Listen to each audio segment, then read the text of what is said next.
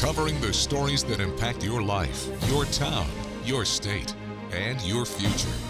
This is the Means Report with your host, Brad Means.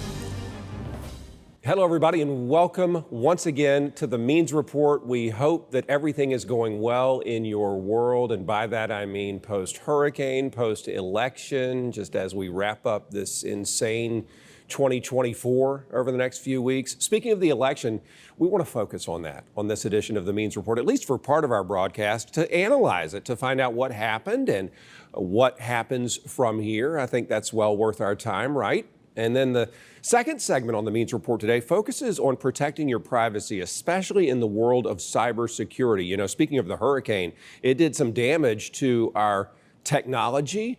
Nobody had access to it for days, if not longer. We're going to talk about ways to protect your privacy when you are online. We have some experts here to talk about that, but we have a wonderful expert back on the Means Report. She's no stranger to this set, and we're always grateful for her expertise. Dr. Mary Kate Lizotte, professor in the Department of Social Sciences at Augusta University, and really one of two of our resident political scientists, along with Craig Albert. Dr. Lizotte, thanks for coming back. I appreciate it. Thanks for having me. I feel like I always talk to you about polls. I do have a question about polls in just a minute. But first of all, I want to just ask your opinion on the election in general. The polls indicated that it would be close.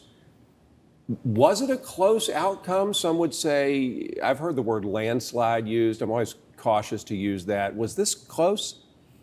It was close. It wasn't, in terms of the Electoral College, because of the way that works, Electoral College votes-wise, it wasn't as close as maybe was predicted, because all the battleground states ended up breaking for Trump. But in terms of, percentages in those states, percentages nationally, it was still pretty close. We're talking about just a few points. It wasn't a blowout like we saw with, Reagan's second term or something like that. You know, it was funny in the newsroom, we were just kind of talking amongst ourselves, and some people would say, oh my goodness, candidate X is way ahead. And somebody else would say, just wait, it'll shift, because that's usually what happens during the night. The candidates go back and forth in a presidential race. When it was all said and done, though, were you surprised with the outcome? Or as a political scientist, do you get surprised? I was a little bit surprised that all of the battleground states ended up going for Trump. I thought that it would have been a little bit closer in terms of the Electoral College. Ultimately, it is, looking back, not that surprising given how people feel about the economy, how people feel about inflation, how things have been going, the approval ratings for Biden. It's really not that surprising when you look at those fundamentals as a political scientist. All right, so what you say about the fundamentals is true, but back to those polls going into this, as early as, election day itself, everything made you think this was just going to be neck and neck. So my question is, how much credibility should we give polls going forward? How much should we trust them? Sure. So, polling, looking at public opinion, that's what I do. Mm-hmm. And so I have, some confidence in the polls, some confidence more so in certain types of polls that are, or public opinion surveys that are done by academics or by the Pew Research Center, places like that. These public polls, it's the reason why most of the candidates for president don't end up trusting the public polls is, they're trying to get a certain number of people to answer it within a certain amount of time. And that's not really the best way to do it.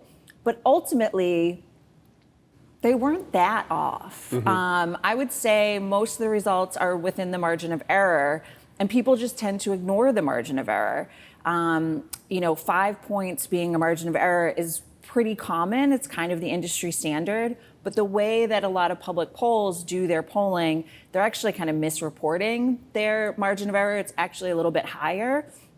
So, given that the results were just a few points off, it was actually not that bad in terms of the polling. Those are such great points. You're right. Those pollsters in so many cases have to get their job done quickly, and we all do forget about the margin of error. What about Donald Trump's victory? It appears, and I'm a layperson, no doubt about it, but it appears to me that he appealed to a wide range of demographics. Is that accurate? Yeah, I think that is accurate. I think that he became more appealing to certain demographics than he had been before. And we saw him do better in non-battleground states than he's been doing. I think, in New Jersey, it's only like 5 or 4 point difference. And, that's been solidly blue for a while. So I definitely think that, yeah, he improved across the board, across a lot of different demographic groups. And I think ultimately it really boils down to the economy and inflation. What about Vice President Biden's short run? She had a little more than 100 days, I think. Was that a factor, perhaps? I think so. I think it would have been potentially different if Biden had said after the 2022 midterms that he wasn't going to run again. The Democrats did so well. They prevented a red wave in 2022. And I think that he misread that situation and his people misread that situation and, thought that another 4 years was warranted, even though there had been concerns about his age. And I think that if she had had, a primary to get people to get to know her, because name recognition is a big thing. A lot of people felt like they didn't really know her, even though she had been the VP, even though she'd run for president before. And so people just didn't really know what she stood for and whether or not they could trust her.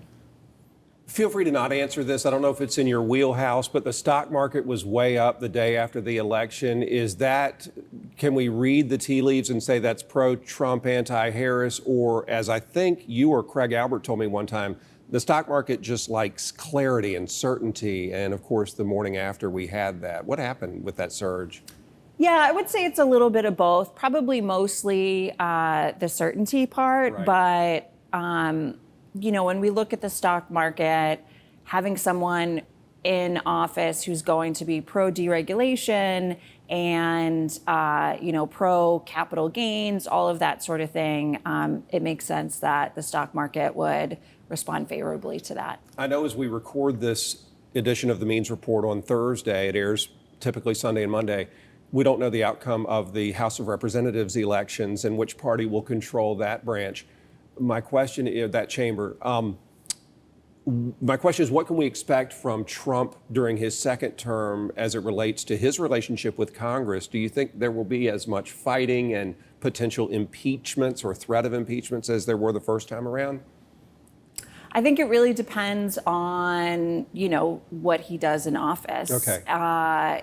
He's not going to have a filibuster-proof majority in the Senate.